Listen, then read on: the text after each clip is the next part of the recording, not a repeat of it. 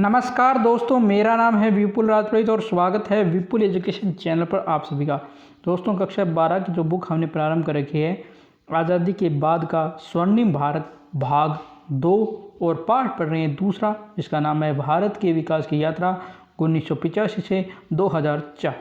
आज हम इसका 4 नंबर वीडियो लेके आए हैं। इससे पहले हमने इसके 3 वीडियो अपलोड किए हैं और पहला पार्ट भी अपलोड किया। आपने वो सारे वीडियो नहीं देखे, आई बटन में लिंक मिलेगा, जाकर आप देख सकते हैं।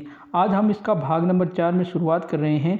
विश्वनाथ प्रताप सिंह यानी वीपी सिंह, यानी राजीव गांधी के बाद प्रधानमंत्री बने थे वीपी सिंह।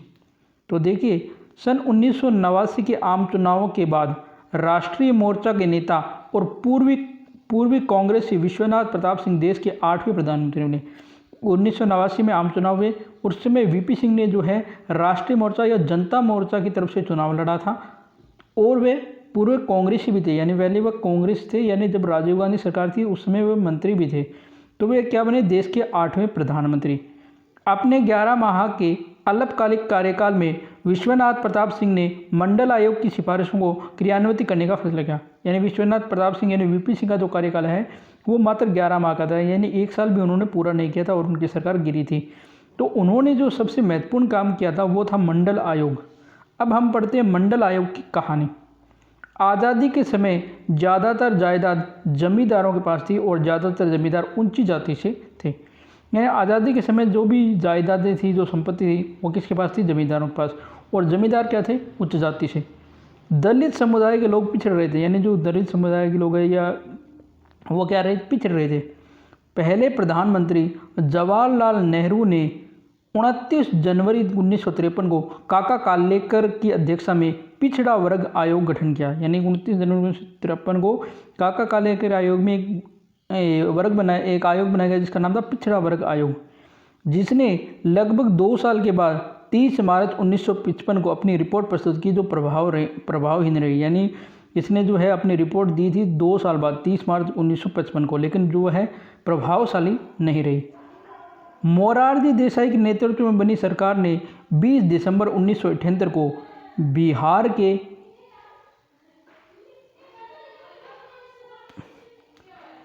बिहार के पूर्व मुख्यमंत्री बिंदेश्वरी प्रसाद मंडल के आयोग में एक नए आयोग की घोषणा की। यानी मोरारजी देसाई जो है सरकार है उसने भी 20 दिसंबर 1978 को बिहार के पूर्व मुख्यमंत्री थे जिनका नाम था बिंदेश्वरी प्रसाद मंडल, और जिसी के नाम पर यह मंडल आयोग बना था।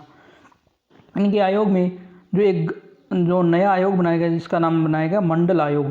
मंडल आयोग ने सामाजिक, शैक्षिक और आर्थिक कसौटियों पर तमाम जातियों को परखा, यानी सबका सर्वे किया। आयोग ने मालूम किया कि देश में कुल 3743 पिछड़ी जातियाँ, यानी देश में कुल पिछड़ी जातियाँ 3743। इस आयोग ने 12 दिसंबर 1980 को अपनी रिपोर्ट को अंतिम रूप दिया। यानी इसकी रिपोर्ट बनी थी 12 दिसंबर 1980 को, किंतु तब तक मोरारजी देसाई की सरकार का पतन हो चुका था और इंदिरा गांधी सरकार आ चुकी थी। मंडल आयोग की प्रमुख सिफारिशें क्या है? मंडल आयोग की रिपोर्ट में पिछड़े वर्ग के लोगों के लिए सरकारी नौकरियों में 27% आरक्षण की सिफारिश की गई। यानी यहाँ पर जो है SC/ST को नहीं बल्कि OBC को यहाँ पर जो है बात की जा रही है। यानी यहाँ पे जो पिछड़ा वर्ग है वो OBC की बात हो रही है। सरकारी नौकरियों में आरक्षण के अलावा मंडल आयोग की प्रमुख सिफारिशें ये थी। पहली, जमींदारी प्रथा को खत्म करने के लिए भूमि सुधार कानून लागू किया जाए, क्योंकि पिछड़े वर्गों का सबसे बड़ा दुश्मन जमींदारी प्रथा थी। यानी इन्होंने कहा कि जमींदारी प्रथा इसको समाप्त किया जाए और भूमि सुधार कानून लगाया जाए, क्योंकि जो पिछड़े वर्ग है इनकी सबसे बड़ा दुश्मन क्या है? जमींदारी प्रथा।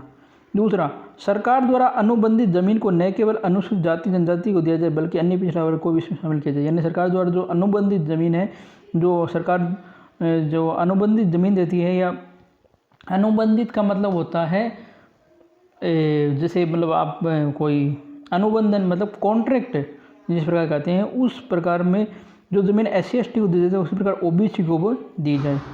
केंद्र और राज्य सरकार में अन्य पिछड़ा वर्ग के हितों की सुरक्षा के लिए अलग मंत्रालय भी बनाए जाए। यानी केंद्र और राज्य सरकार में जो है अन्य पिछड़ा वर्ग के हितों के लिए एक अलग मंत्रालय या विभाग बनाया जाए।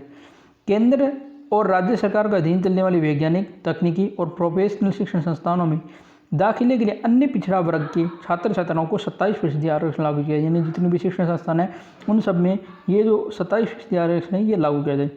OBC की आबादी वाले वयस्क शिक्षा केंद्र तथा पिछड़े वर्ग के छात्र छात्राओं के लिए आवासीय विद्यालय खोले थे। यानी OBC केंद्र में जहाँ पर ओबीसी की मतलब संख्या ज़्यादा है वहाँ पर आवासीय विद्यालय खोले जाए और अन्य पिछड़ा वर्ग के छात्रों को रोजगार परक शिक्षा दी जाए।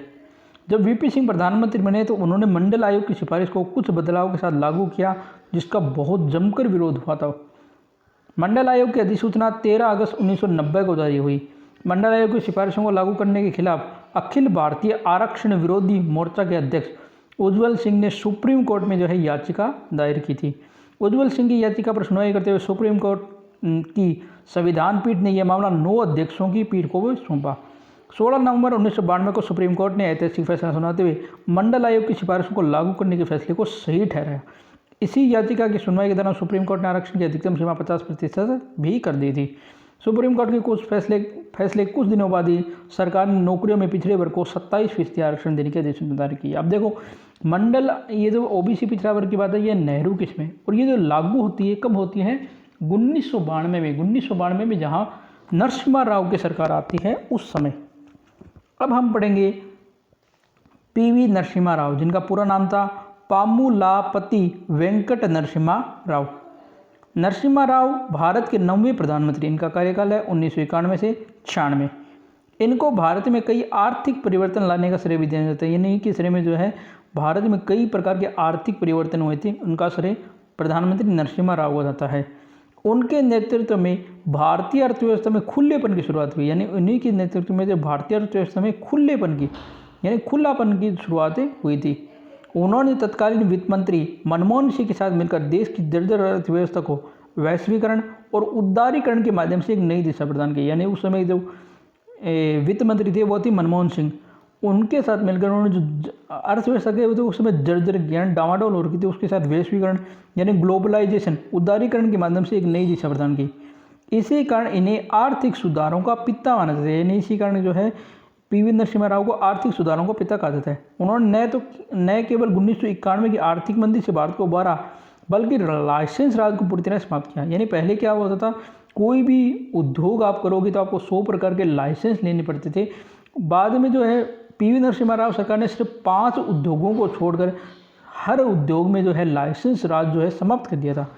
विदेशी निवेश के लिए द्वार खोले, यानी जो विदेश से निवेश आना था, जो पूंजी लगनी थी उसके लिए भी द्वार खोले। भारत के परमाणु कार्यक्रम को गति प्रदान की थी, यानी भारत का जो भी परमाणु कार्यक्रम था उसको भी गति प्रदान की। उनके आर्थिक सुधार की नीतियों के बाद सरकारों ने भी जारी रखा। यानी उनके जो आर्थिक नीति के सुधार है वो बाद की जितनी भी सरकार बनी उन्होंने भी इसको लागू रखा। इसी दौरान राष्ट्रीय सुरक्षा और विदेश नीति के क्षेत्र में भी महत्वपूर्ण कार्य, यानी जो राष्ट्रीय सुरक्षा है या विदेश नीति है इसके संबंध में भी बहुत महत्वपूर्ण कार्य हुए।